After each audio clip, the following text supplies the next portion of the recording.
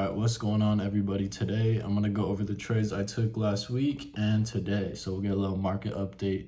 I'll show you guys my entry, my thought process is going into the trades, and just the overall, trade management. So let's get into it. Starting off on 410. We had data highs this day, which was actually this wick. For some reason we printed out a bigger wick before that, but this is data highs right here. Okay, here we go. So at market open, we sweep higher, we sweep out all this buy side liquidity, and then am I tripping? Wait, oh no, I'm tripping. Wait, disregard that. At market open, here we go. Okay, at market open, we tap into this 15-minute gap over here. If this thing will freaking load. There we go. Okay, so we tap into this 15-minute gap right over here. Bang, bang. And we get a nice V-shaped recovery out of that. My first entry was off this initial fair value gap. I think I took 2 trades this day. I ended up getting break it even. Over here, I entered right over here. And my initial break even was gonna be right, targeting something like this. My initial break even was gonna be right at this high over here, but price started chopping around, so I actually decided to go break even right at this wick. So I actually at this candle, so I actually saved myself from a loss here. And the real trade of the day happened right over here when we come back into this 15-minute gap. We sweep out all this LR, sell side liquidity, and we actually inverse a 5-minute gap right over here. If you guys see this right here, we inverse this 5-minute gap. Bang. And this is our entry. And this is our target at data highs. I went for a 1-to-1 over here, and it's just very easy, very simple trade, data highs, very prominent draw. Yeah, not much said about that. That was a really good IFVG setup, AMD model, whatever you want to call it. Okay, next day we are going to do, this trade was actually in PM session, and I'll make a separate video for that, but 417 is our next trade. So let's just redo this. And we will go to the 17. So as you can see, all this structure is freaking bullish. So you do not want to be shorting whatsoever against that. It was pretty simple to find the bias of the day for that those days. But yeah, okay, I think we're at market open. All right, so market open over here, what do we see? We tapped into this 15-minute gap right here, and obviously I want to see long. So we're gonna wait for a long opportunity to present itself, and we actually retrace, and we get this nice displacing candle right over here. I believe we inverse like a 30-second fair value gap, but unfortunately on TradingView I don't have that. You're gonna have to look at your execution tabs for that, but I guess just take my word for it. Okay, we got a nice displacing candle. We have equal highs right here. This was actually my break even point. You could have not gone break even, but I decided to go break even. I targeted all this LR, so this was my first entry. I actually see kind of a lot of entries this day, and I got broke even right over here. Oh, sorry, I think my stop was at this low because I did not get stopped out.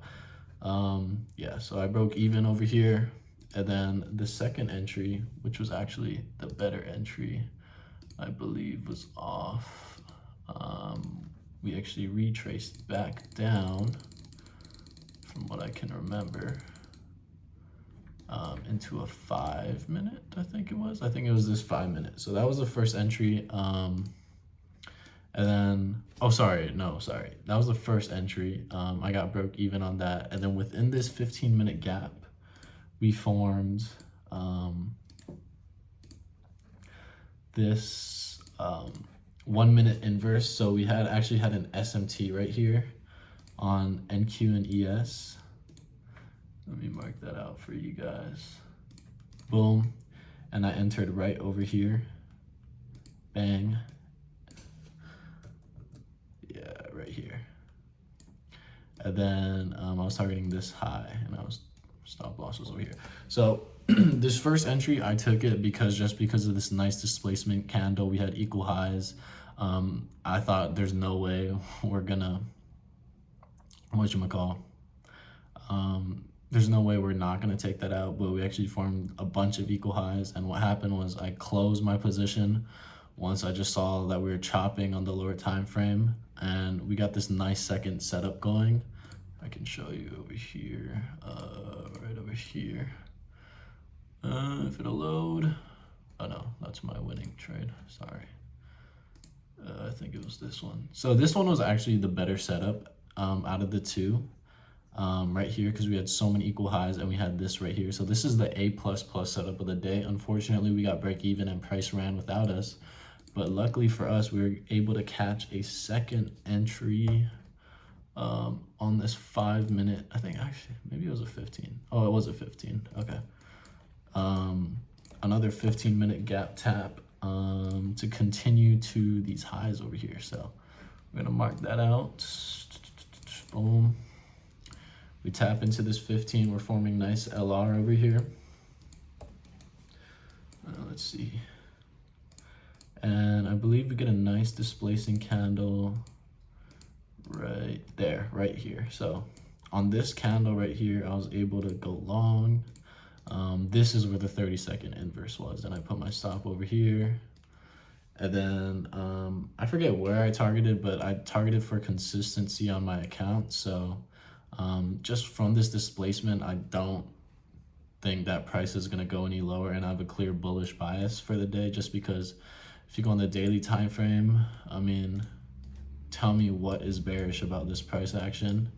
So yeah, all right. And then we end up running the TP.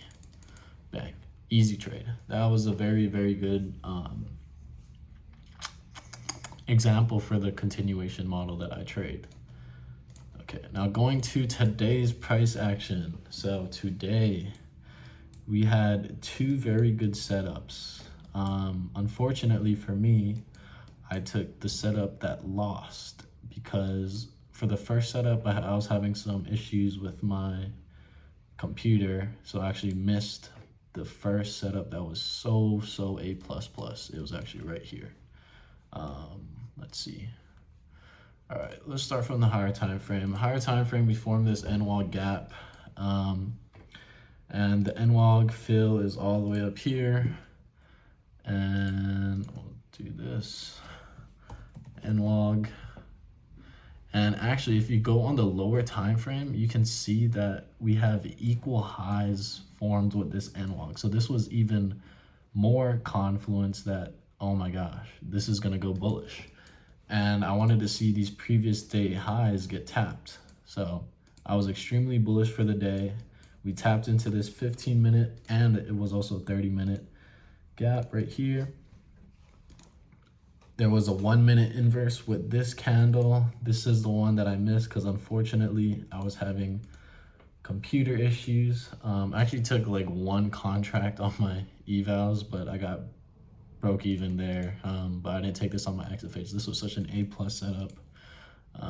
It's really unfortunate, but stuff like that happens. And I would have targeted, to be honest, up here for a nice 2RR trade, and I would have gone broke even right here, and this actually would have given me a break even trade. But the trade that I ended up taking on my XFAs, I believe it was this one right here. So if we go to the 2 minute, you can see that we have this 2 minute gap right here, and I'm still very bullish just for the fact that, as I said, we have this nice NWOG gap that needs to be filled right over here, and then there's equal highs resting above, and we have this nice previous day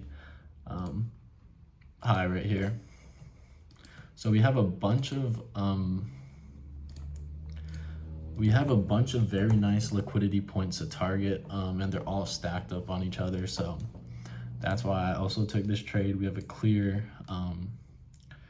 place where we want to go. I put my stops at this low. I'll get rid of this.